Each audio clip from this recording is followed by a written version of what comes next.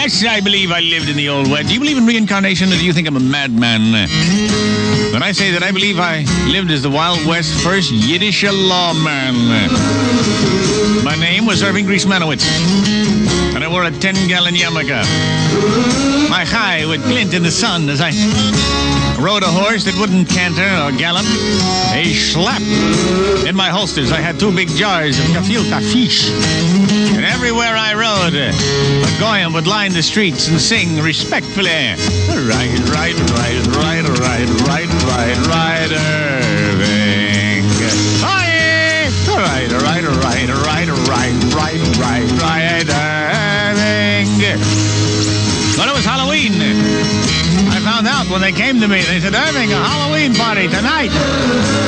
Starts at 6. I said, what? You're going to party on the Shabbos?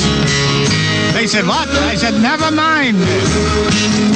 So I showed up at the party against my better judgment. And they had entertainment.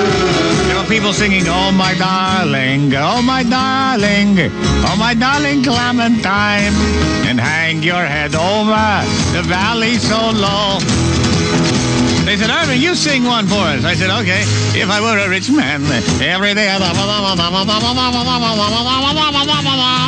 I were a itty bitty baby. They got distracted. Nobody paid any attention. They said, come, Erving, the Halloween party's getting exciting. We're playing games now.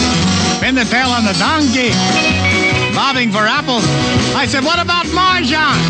Is anybody playing Mahjong for crying out loud? But they just stared at me with those incomprehending goyim gazes.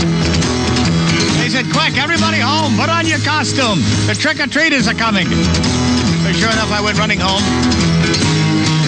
And me and my wife, Sophie, prepared our trick-or-treats. The little boys and girls would come to the door. I'd say, hey, welcome. They'd say, trick-or-treat. They'd open their little bags. I'd put some chicken liver in there, some stuffed therma. I had gefilte fish. They'd walk away with their bags sopping.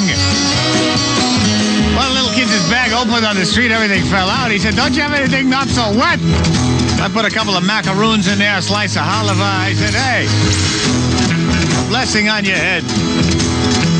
But then the real party started at 9 o'clock, and I sat on the edge of the bed. I said, Sophie, I don't know from these goyim holidays. I gotta come up. I gotta go as some kind of special outfit. Suddenly, my eyes lit up. I said, Sophie, are you going to give me some gobbledygook tonight? She said, Father Erving, I never give you any gobbledygook. I said, that's it. I'll go as the Headless Horseman.